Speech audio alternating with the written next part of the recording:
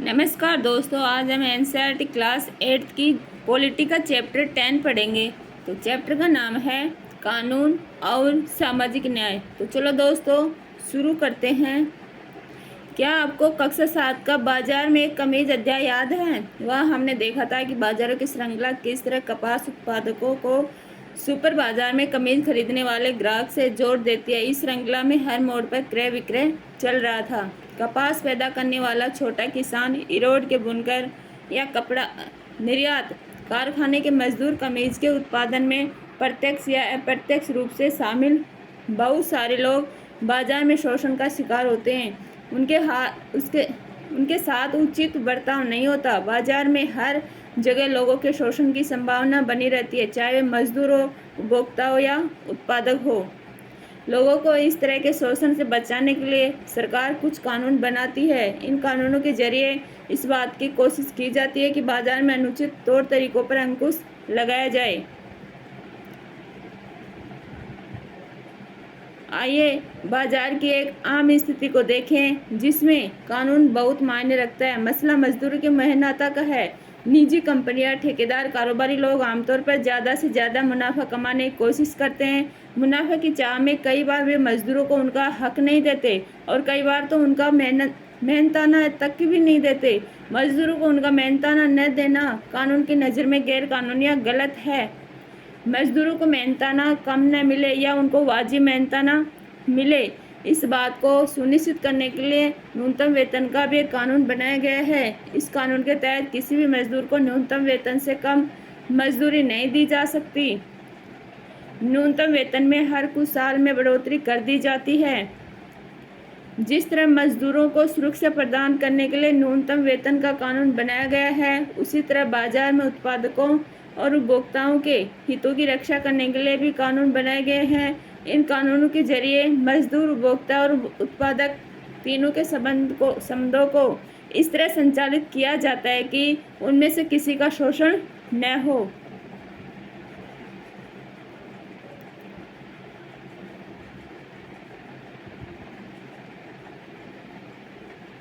तालिका संख्या 1 में विभिन्न पक्षों की सुरक्षा से संबंधित कुछ महत्वपूर्ण कानून दिए गए हैं। उनमें से दिए गए कॉलम 2 और 3 में बताया गया है कि ये कानून क्यों और किसके लिए जरूरी हैं। कक्षा में चर्चा आधार पर तालिका को खाली खानों को भरो।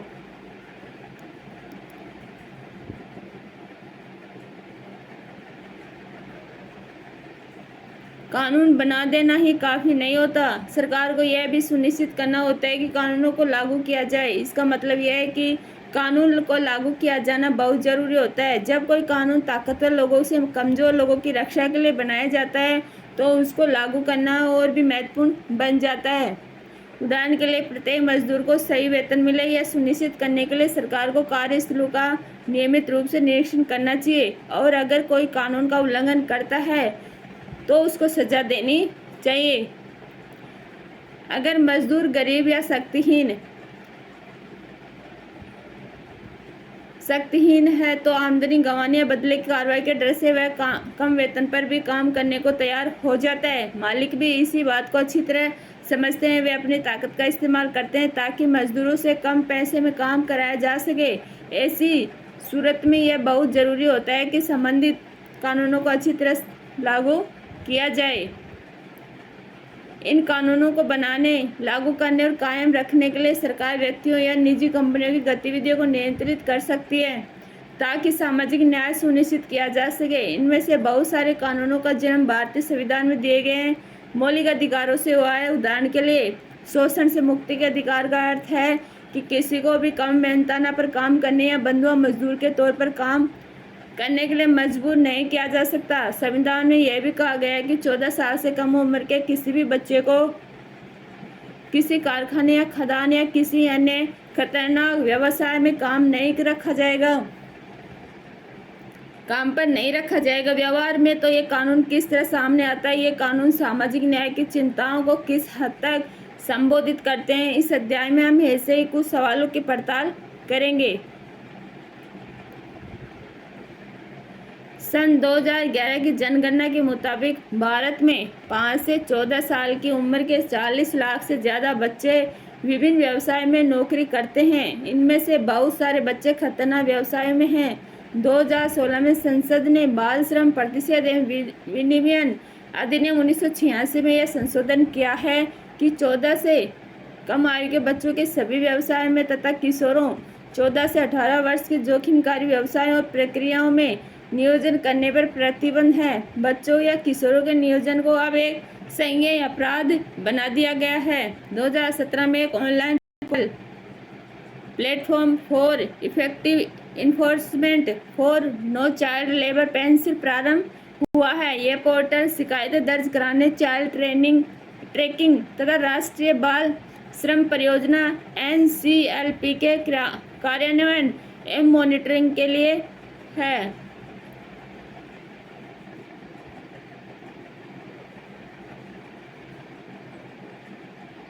भोपाल गैस त्रासदी। 24 साल पहले भोपाल में दुनिया की सबसे भीषण औद्योगिक त्रासदी हुई। भोपाल में यूनियन कार्बाइड नामक अमेरिकन कंपनी का कारखाना था जिसमें कीटनाशक बनाए जाते थे। 2 दिसंबर 1984 को रात के 2 बजे यूनियन कार्बाइड के इसी संयंत्र में मिथाइल आइसोसाइनाइड मिक गैस रिसने लगी। यह बेहद जहरीली गैस होती है।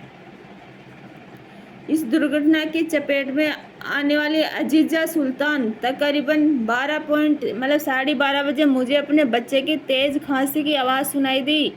कमरे में हल्की सी रोशनी थी। मैंने देखा कि पूरा कमरा सफ़ेद धुएं से भरा हुआ था। मुझे लोगों की चीखने की आवाज़ें सुनाई दी। सब कह रहे थे भागो भागो। इसके बाद मुझे भी खांसी आने लगी। लगता था जैसे मैं आग में सांस ले रही हूँ। आंखें बुरी तरह जलने लगी। अगली सुबह 3 दिन के भीतर 8,000 से ज़्यादा लोग मौत के मुँह में चले गए। लाखों लोग गंभीर रूप से प्रभावित हुए। सामूहिक अंतिम संस्कार।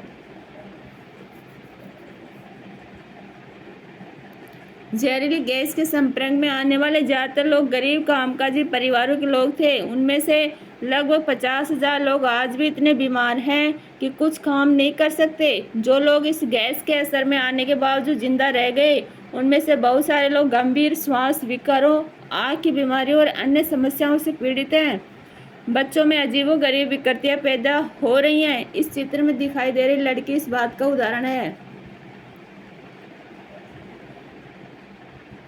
ये देखो, गैस से बुरी तरह प्रभावित है ये बच्चा। देखो,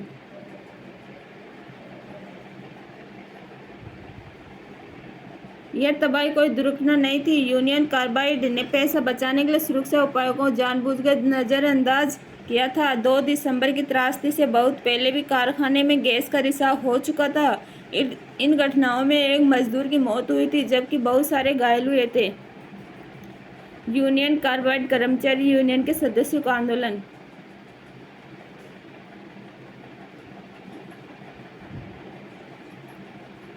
गैस राहत मंत्री से बात करते गैस पीड़ित।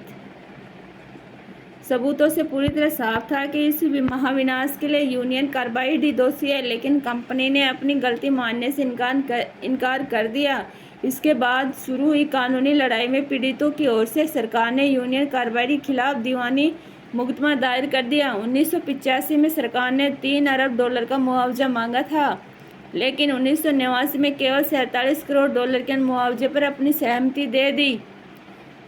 इस त्रासदी से जीवित बच निकलने वाले लोगों ने इस फैसले के खिलाफ सर्वोच्च न्यायालय में अपील की, मगर सर्वोच्च न्यायालय ने भी इस फैसले में कोई बदलाव नहीं किया। यूनियन कार्बाइड ने कारखाना तो बंद कर दिया, लेकिन भारी मात्रा में विषैले रसायन वहीं छोड़ दिए। ये रसायन रिस कर जमीन में जा रहे हैं, जिससे वहाँ का पानी दूषित हो रहा है। अब यह संयंत्र डाउ केमिकल नामक कंपनी के कब्जे में है, जो इसकी साफ सफाई का जिम्मा उठाने को तैयार नहीं है। यूनियन कार्बाइड संयंत्र के इर्द गिर्द बिखरे पड़े रसायनों के बोरे। इंसाफ की लड़ाई अभी जारी है। 24 साल बाद भी लोग न्याय के लिए संघर्ष कर रहे हैं। वे पीने के साफ पानी, स्वास्थ्य सुविधाओं, यूनियन कार्बाइड के जहर से ग्रस्त लोगों के लिए नौकरियों की मांग कर रहे हैं। उन्होंने यूनियन कार्बाइड के चेयरमैन एंडरसन को सजा दिलाने के लिए भी आंदोलन चलाया है। निर्माण स्थलों पर दुर्घटना आम है, इसके बावजूद सुरक्षा उपकरणों और अन्य सावधानियों को अक्सर नज़रअंदाज कर दिया जाता है। नेक्स्ट पढ़ते हैं, एक मजदूर की कीमत क्या होती है। अगर आप भोपाल के महाविनाश की वजह को समझना चाहते हैं तो सबसे पहले यह जानना पड़ेगा कि यूनियन कार्बाइड ने भारत में ही अपना कारखाना क्यों खोला। विदेशी कंपनियों के भारत में आने का एक कारण यहाँ का सस्ता श्रम है। अगर ये कंपनियाँ अमेरिका या किसी और विकसित देश में काम करें तो उन्हें भारत जैसे गरीब देशों के मजदूरों के मुकाबले मजदूरों को ज़्यादा वेतन देना पड़ेगा। भारत में न केवल वे कम कीमत पर काम करवा सकती है, बल्कि यहाँ के मजदूर ज़्यादा घंटों तक भी काम कर सकते हैं। यहाँ मजदूरों के लिए आवाज़ जैसी दूसरी चीज़ों पर भी खर्चे की ज़्यादा ज़रूरत नहीं होती है। इस तरह कंपनियाँ यहाँ कम लागत पर ज़्यादा मुनाफा कमा सकती हैं। लागत में कटौती के तरीके इससे खतरनाक भी हो सकते हैं। लागत में कमी लाने के लिए सुरक्षा उपायों की अक्सर अनदेखी की जाती है। यूनियन कार्बाइड के कारखाने में एक भी सुरक्षा उपकरण या तो सही ढंग से काम नहीं कर रहा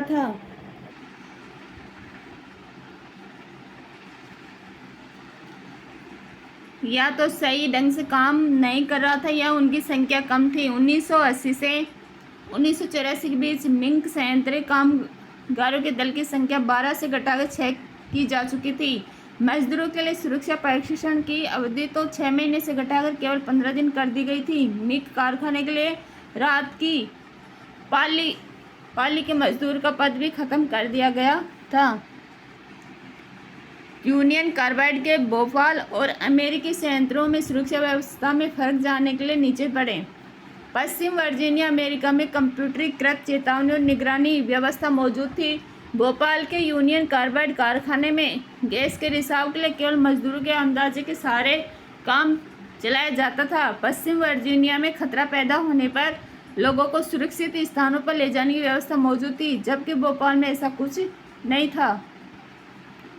अलग अलग देशों के बीच सुरक्षा मानकों में इतनी भारी फर्क क्यों और दुर्घटना हो जाने के बाद पीड़ितों को इतना मामूली मुआवजा क्यों दिया जा रहा है। इस बात का जवाब यह है कि भारतीय मजदूर का मोल अभी भी ज़्यादा नहीं माना जाता। ये मजदूर जाता है तो फौरन उसकी जगह दूसरा मिल सकता है। हमारे यहाँ बेरोजगारी इतनी ज़्यादा है कि थोड़ी सी तनख्वाह के बदले न जाने कितने लोग असुरक्षित स्थितियों में भी काम करने को तैयार हो जाते हैं। मजदूरों के इस कमजोरी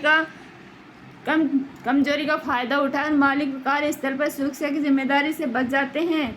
इस तरह भोपाल गैस त्रासदी के इतने सालों बाद भी मालिकों के बर्बर रवैये के कारण निर्माण स्थलों, खदानों या कारखानों में दुर्घटना की खबरें हर रोज़ आती रहती हैं।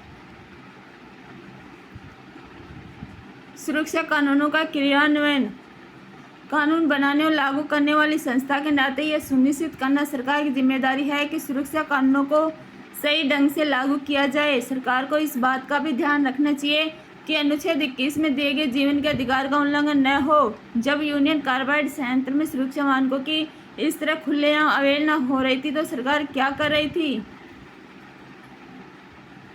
पहली बात, भारत में सुरक्षा कानून ढीले थे। दूसरा, उन कमजोर सुरक्षा कानूनों को भी ठीक से लागू नहीं किया जा रहा था। सरकारी अफसर इस कारखाने को खतरनाक कारखाने की श्रेणी में रखने को भी तैयार नहीं थे। इस कारखाने को घनी आबादी वाले इलाके में खोलने पर उन्हें कोई एतराज़ नहीं किया। जब भोपाल के कुछ नगर निगम अधिकारियों ने इस बात पर उंगली उठाई कि 1978 में मिक उत्पादन कारखाने की स्थापना सुरक्षा मानकों के खिलाफ थी, तो सरकार का कहना था कि प्रदेश को भोपाल के संयंत्र में लगातार निवेश चाहिए ताकि रोजगार मिलते रहें। सरकार की राय में यूनियन कार्बाइड से इस बात की मांग करना असंभव था कि वह साफ सुथरी तकनीक या ज़्यादा सुरक्षित प्रक्रियाओं को अपनाए।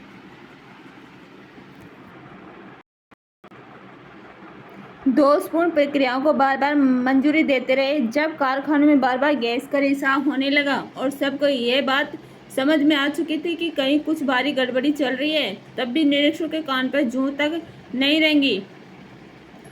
कानून बनाने और उनको लागू करने वाली संस्था के लिए यह रवैया सही नहीं है। लोगों के हितों की रक्षा करने की बजाय सरकार और निजी कंपनी दोनों ही उनकी सुरक्षा को नज़रअंदाज करती जा रही थी। यह हरगिज अच्छी स्थिति नहीं है। जब भारत में स्थानीय और विदेशी व्यवसायी नए नए कारखाने खोलते जा रहे हैं, तो मजदूरों के अधिकारों की रक्षा करने वाले सख्त कानूनों और उनके ज़्यादा बेहतर क्रियान्वयन की जरूरत और बढ़ गई है। पर्यावरण की रक्षा के लिए नए कानून।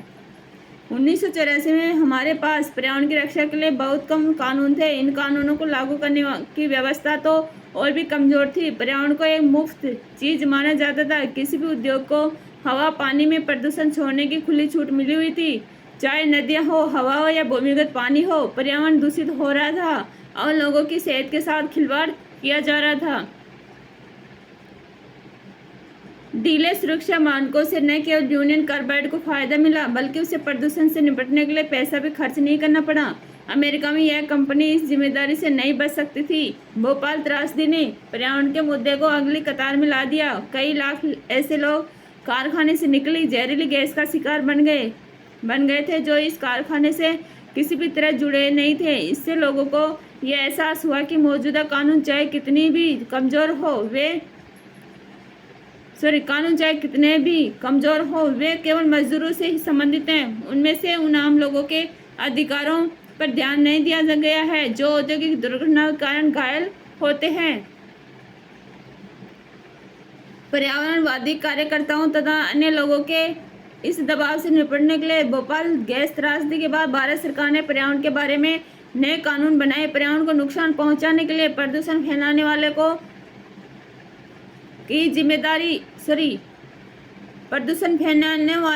ही जिम्मेदार माना जाने लगा। इसके पीछे समझ यह थी कि हमारे पर्यावरण पर अगली पीढ़ियों का भी हक बनता है और उसे केवल औद्योगिक विकास के लिए नष्ट नहीं किया जा सकता। अदालतों ने स्वस्थ पर्यावरण के अधिकार को जीवन के मौलिक अधिकार का हिस्सा बताते हुए ये महत्वपूर्ण फैसले दिए। सुभाष कुमार बनाम बिहार राज्य 1991 के मुकदमे में सर्वोच्च न्यायालय ने कहा कि जीवन का अधिकार संविधान का अनुच्छेद 21 के तहत एक मौलिक अधिकार है और इससे प्रदूषण मुक्त हवा और पानी का अधिकार भी शामिल है। यह सरकार की जिम्मेदारी है कि वह प्रदूषण पर अंकुश लगाने, नदियों को साफ रखने और जो दोषी हैं उन पर भारी जुर्माना लगाने के लिए कानून और प्रक्रिया तय करें। सतत विकास लक्ष्य 9 उद्योग, नवाचार और बुनियादी सुविधाएं।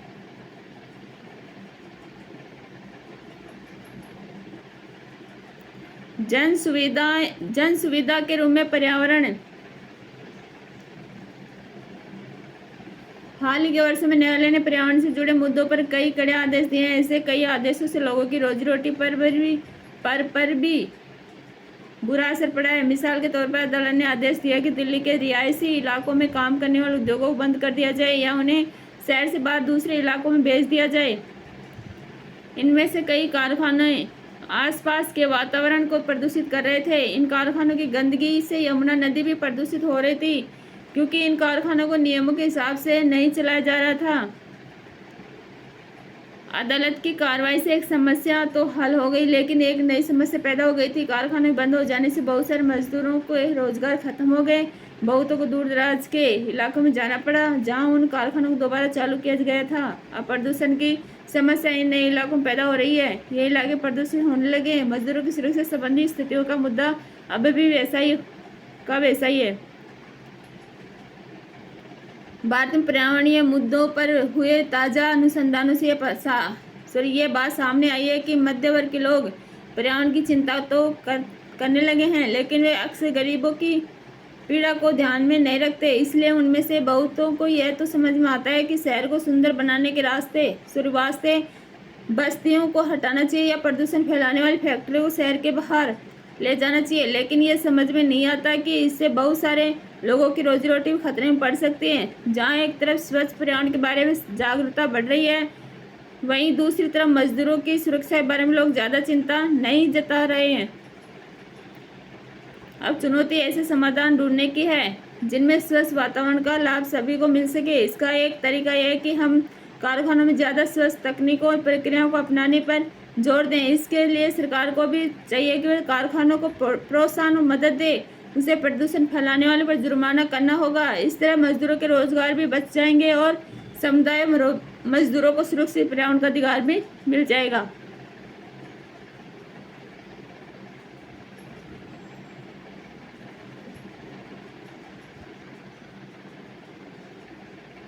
गाड़ियों से उत्सर्जित धुआं पर्यावरण प्रदूषण का बड़ा स्रोत है। 1998 के बाद सर्वोच्च न्यायालय ने अपने कई फैसले में यह आदेश दिया कि दिल्ली में डीजल से चलने वाले सभी सार्वजनिक वाहन कंप्रेस्ड नेचुरल गैस सीएनजी ईंधन का इस्तेमाल करें।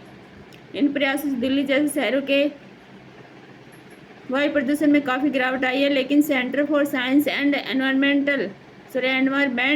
नई दिल्ली की एक ताज़ा रिपोर्ट में कहा गया है कि हवा में विषैले पदार्थों का स्तर काफ़ी ऊंचा है। ये विषैले पदार्थ पेट्रोल के बजाय डीजल से चलने वाली बसों कारों के कारण पैदा हो रहे हैं। बंद कारखानों के बाद परेशान मजदूर, रोजगार छिन जाने के बाद बहुत सारे मजदूर छोटा मोटा व्यापार या दिहाड़ी मजदूरी करने लगते हैं। कुछ मजदूरों को पहले से भी छोटे कारखानों में काम मिलता है, जहाँ के हालात पहले से भी ज़्यादा शोषण भरे होते हैं और जहाँ कानूनों की स्थिति और भी ज़्यादा कमज़ोर होती है। विकसित देश अपने विषैले और खतरनाक उद्योगों को विकासशील देशों में ले जा रहे हैं ताकि इन देशों कमजोर कानूनों का फायदा उठा सके और अपने देशों को साफ सुथरा रख सकें। दक्षिणी एशियाई देश खास तौर से भारत, बांग्लादेश और पाकिस्तान कीटनाशक, एस्बेस्टोस बनाने वाले या जस्ते व शीशे को संसाधित करने वाले कारखानों को बड़े पैमाने पर अपने यहाँ बुला रहे हैं।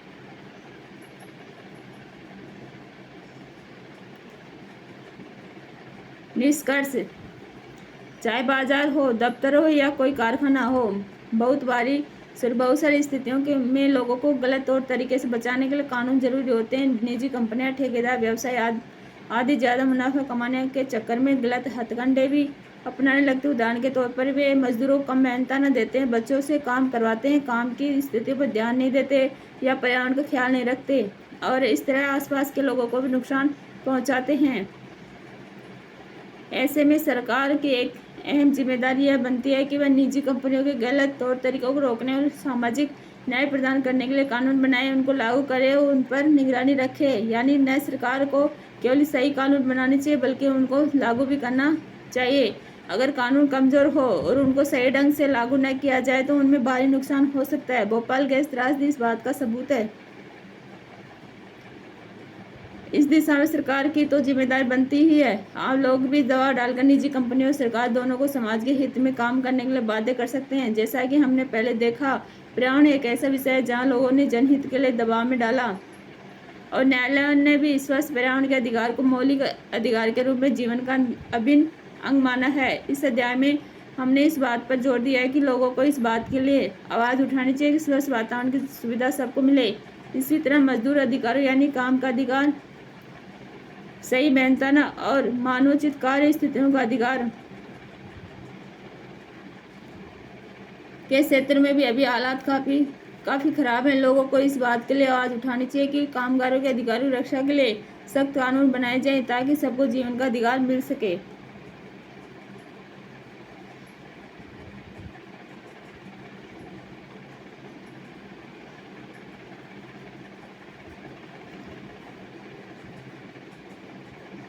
शब्द संकलन।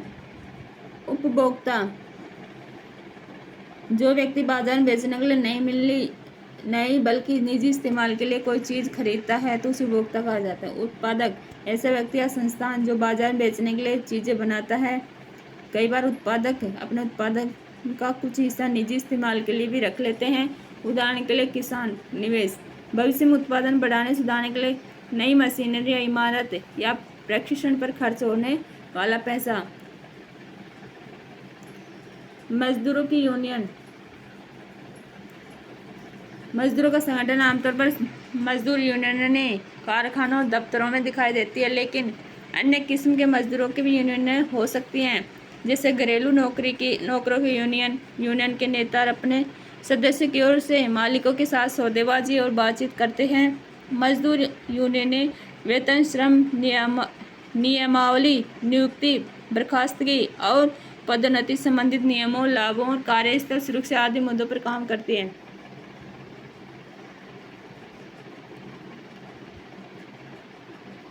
चलो दोस्तों, चैप्टर हो गया है। चैप्टर के साथ क्वेश्चन आंसर भी देख लेते हैं। क्वेश्चन है,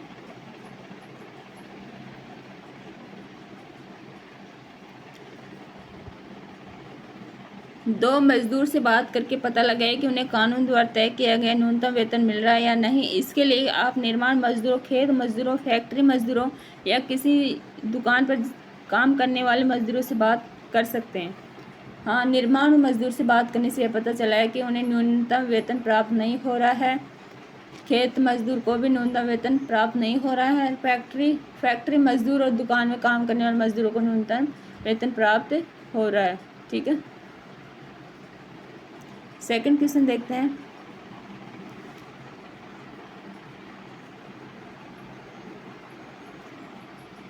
विदेशी कंपनियों को भारत में अपने कारखाने खोलने से क्या फ़ायदा है?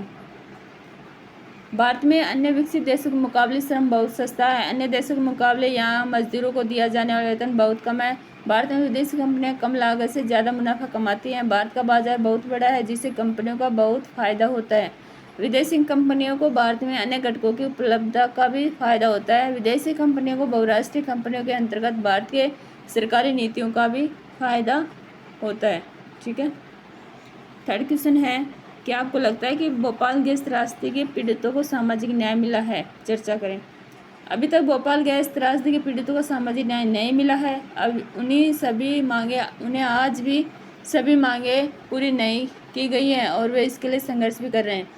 जिनकी मांगे कुछ इस प्रकार हैं: पीने के लिए साफ पानी दिया जाए, पीड़ितों को नौकरी उपलब्ध कराई जाए, स्वास्थ्य संबंधी सुविधाएं प्रदान की जाए, यूनियन कार्बाइड के चेयरमैन को सजा दी जाए। ठीक है, फोर्थ क्वेश्चन देखते हैं। जब हम कानूनों को लागू करने की बात करते हैं तो इसका क्या मतलब है कि कानूनों को लागू करने की जिम्मेदारी किसकी है? कानूनों को लागू करना इतना महत्वपूर्ण क्यों? क्योंकि कानून को लागू करने का मतलब है कि उस कानून का आम जनता द्वारा पालन करवाना या उस कानून को इस्तेमाल में लाना। कानून को लागू करने की पूरी जिम्मेदारी सरकार की होती है। कानून को नागरिकों के संवैधानिक अधिकारों के उल्लंघन को रोकने के लिए या फिर उनके विकास के लिए बनाया जाता है। उसको लागू होने पर ही उसे प्रयोग में लाया जाता है, इसलिए कानून को लागू करना एक महत्वपूर्ण है। फिफ्थ क्वेश्चन, कानून के जरिए बाजारों को सही ढंग से काम करने के लिए किस तरह प्रेरित किया जा सकता है? अपने जवाब के साथ 2 उदाहरण दें। हाँ, कानून के द्वारा बाजार में हो रहे लोगों के शोषण और अन्याय को रोका जा सकता है, इसलिए कानून के जरिए बाजार सही ढंग से काम करते हैं। बाजार में मजदूरों पर हो रहे शोषण को रोकने के लिए सरकार ने न्यूनतम मेहनताना कानून जारी कर दिया था। अक्सर निजी कंपनियों के मालिक, साहूकार और ठेकेदार अपने निजी मुनाफे के लिए मजदूरों को उनकी मेहनत के हिसाब से मेहनताना बहुत कम देते थे। बचे हुए पैसे को खुद रख लेते थे। ठीक है, 6 क्वेश्चन देखते हैं।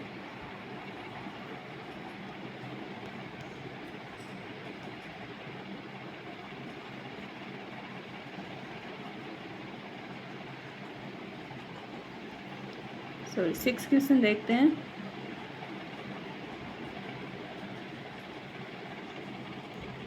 मान लीजिए कि आप एक रासायनिक फैक्ट्री में काम करने वाले मजदूर हैं। सरकार ने कंपनी को आदेश दिया कि वह वर्तमान जगह से 100 किलोमीटर दूर किसी दूसरे स्थान पर अपना कारखाना चलाए। इससे आपकी ज़िंदगी पर क्या असर पड़ेगा?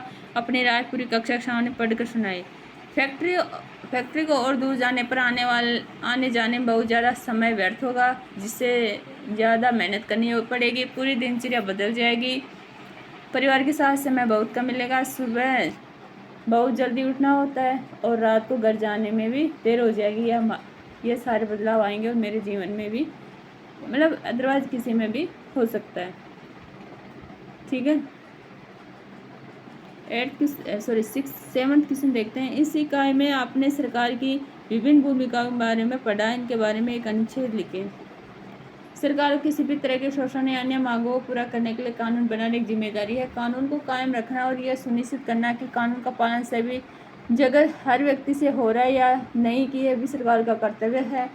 निजी कंपनियों की सारी गतिविधियों पर ध्यान देना और किसी भी तरह के कानून का उल्लंघन करने पर उन्हें उचित सजा देना भी सरकार का कर्तव्य है। सबके अधिकारों की तरह स्वतंत्रता की रक्षा करना भी सरकार का ही दायित्व है। 8th क्वेश्चन देखते हैं। आपके इलाके में पर्यावरण को दूषित करने वाले स्रोत कौन से हैं? हवा, पानी, मिट्टी में प्रदूषण के संबंध चर्चा करें। प्रदूषण को रोकने के लिए किस तरह के कदम उठाए जा रहे हैं? क्या आप कोई उपाय सुझा सकते हैं? सरकार के पास काफ़ी महत्वपूर्ण जिम्मेदारियां होती हैं जिसे उन्हें बिना चूके पूरा करना होता है।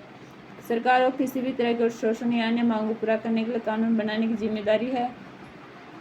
ठीक है।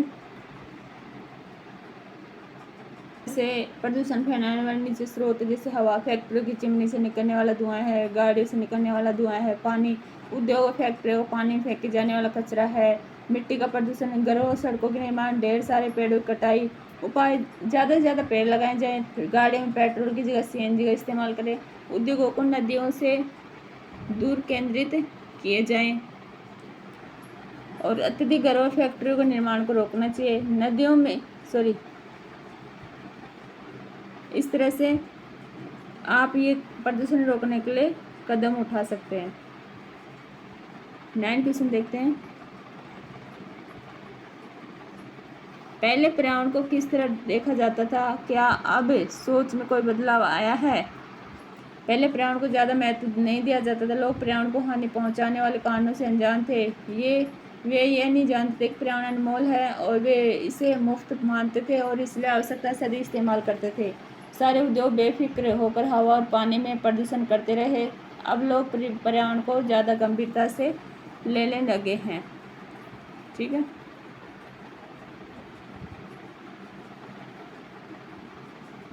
लोग उसको हानि पहुंचाने और कारकों से जागरूक हो गए हैं। सरकार प्रदूषण को नियंत्रण में लाने के लिए और पर्यावरण को बचाने के लिए कानून बना रहे हैं और इसे लागू कर रहे हैं। 10th क्वेश्चन में प्रसिद्ध कार्टूनिस्ट RK लक्ष्मण इस कार्टून के जरिए क्या कहना चाह रहे हैं? इसका 2016 में बनाए गए उस कानून से क्या संबंध है जिसको पृष्ठ 123 पर आपने पढ़ा था? प्रसिद्ध कार्टूनिस्ट RK लक्ष्मण इस कार्टून से हमें ये बताना चाहते हैं कि भारत में आज भी बाल मजदूरी जारी है। ज़्यादातर बाल मजदूर गरीब तबके से आज भी कानून होने पर भी गरीब वर्ग का अमीर वर्ग द्वारा शोषण हो रहा है। इस कार्टून में ये साफ दिखाया गया है कि महिला अपना बोझ हल्का करने के लिए उस गरीब बच्चे पर सारा बोझ डाल देती है। यह महिला अपने बच्चे और गरीब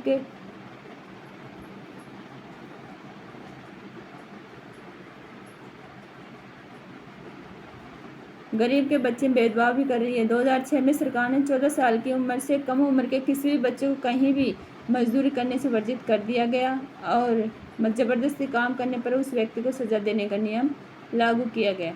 ठीक है। ये देखो, गरीब अमीर बच्चों पर इस तरह बोझ डालना कितनी बुरी बात है। देखो, मुझे अपने बेटे की मदद के लिए इस लड़के को नौकरी पर रखना पड़ा। ये देखो, अमीर का बेटा है, ये गरीब का बेटा।